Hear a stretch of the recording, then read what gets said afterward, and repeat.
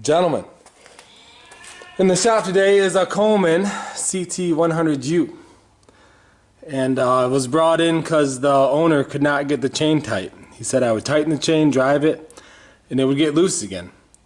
So he brought it in, and we slid the motor forward to tighten the chain, and as soon as we rolled it forward, the chain was loose again. Obviously, you can tell we've taken it apart because the issue was a rear bearing went out, and that gave that shaft so much slop. And here's the rear bearing here, your outside race, the cage, and a couple of the balls that remained that fell out of there. So now that you know why the chain was loose, let's go ahead and put new bearings in. They just showed up in the mail, and we'll get it all back together. Alright, here's our tire with our rear sprocket still attached, and you can see there's a pocket in here where our bearing goes. And I think for a set of two Timkins, they are 6201-2RS is the correct size. And when you're replacing bearings, it's best to put your logo side out. So we're going to set that in there, and then we want to punch it in by the outside race. We don't want to punch it in by the inside race. That'll damage your bearing. So what I got here is a socket that will match that outside race, pretty much making your own bearing driver. You can get a bearing driver kit, but if you got a big socket, that'll work.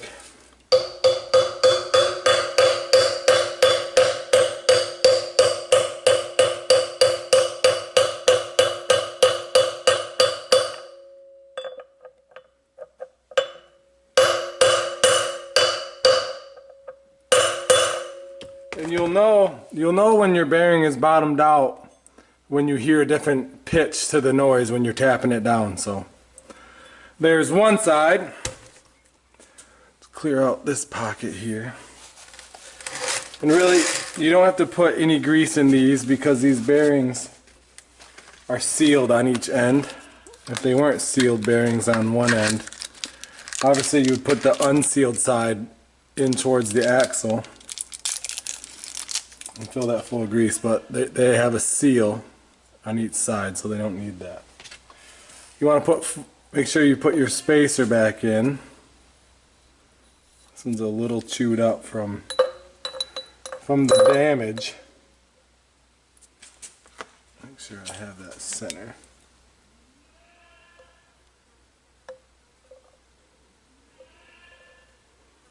We'll be able to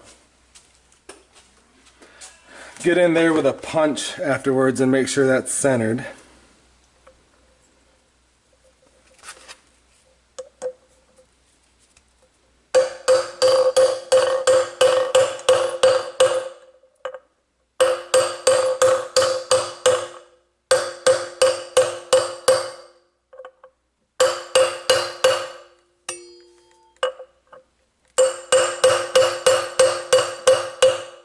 Seated all the way in there, and you can see our spacer is a little off kilter. Grab a punch, I'm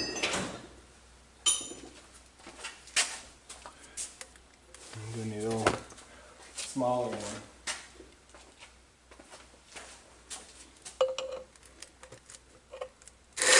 We'll be able to use this punch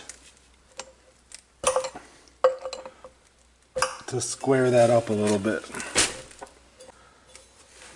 There you can see. Can you see all the way through there? No? Yeah? Maybe? We got that spacer centered up on that bearing now. So, alright, so the orientation of this is going to be starting from the brake caliper side is where you're going to feed your bolt through. Feed your bolt through, spacer, wheel, spacer, frame, washer, nut. So I apologize for the goats. You hear the goats yelling? Note, these spacers are 2 different sizes. So be mindful what one is what. We're going to go with, I believe, the large one on the brake caliper side. I don't remember exactly, but we're going to figure it out here. It's feeding time for the goats, thus the noises you hear. And I wonder if we actually, I'm going to change my mind. We're going to go with the short spacer, because that was not turning out. The brake disc will tell you if it's too far away to fit into the caliper or not. So this is where it'd be nice to have 5 hands.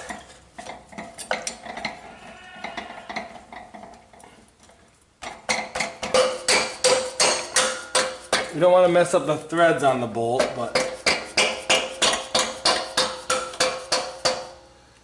okay, let me get you on this side. Alright, now we gonna, before we punch that through, let's get our spacer in place.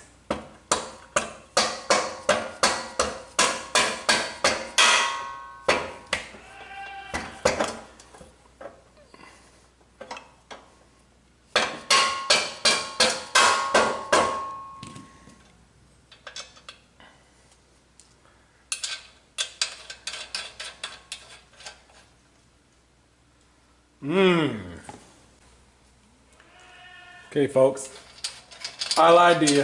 The larger spacer goes on this side. Let's pop this back out. That's mine.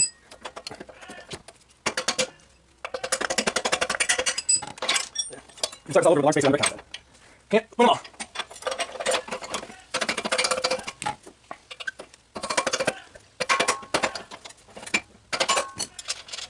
Alright, now the nuts 11 close. This bolt is 9/6.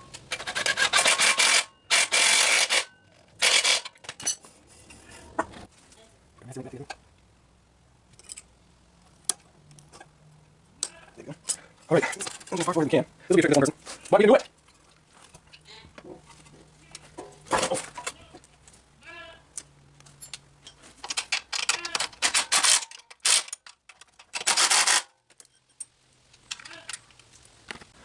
Well, I got it as tight as I could with one person. To push the engine forward and then to send those bolts home is a trick. So if you have 2 people, great. I highly recommend it. However, if we move this tensioner back a little bit, that gets it to about a good tension. So I'm not too worried about it. And the customer, I know, will be able to tension this up much better. There, and that's a good tension. Meh.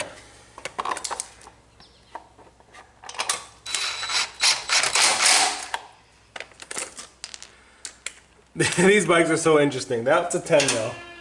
This one down here is a 13 mil. Go figure. Remember, you're just tightening on plastic. Don't go nuts.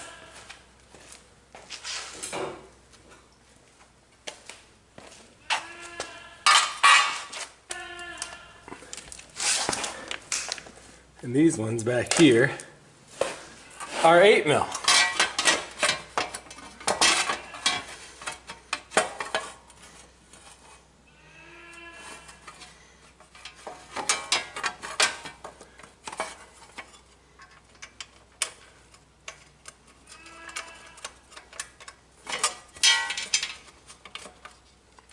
I like that they have a lot of guarding on these because these are going to get ridden by smaller children.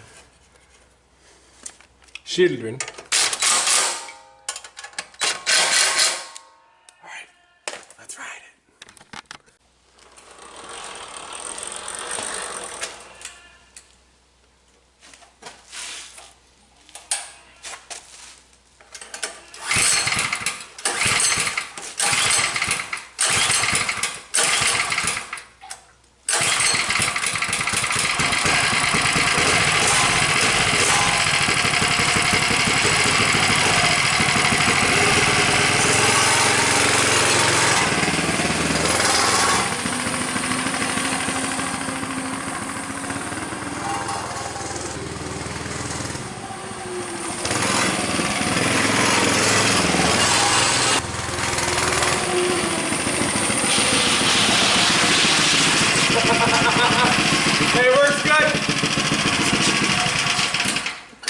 noticed his brake's not really working that well. So I'm going to tension that up for him.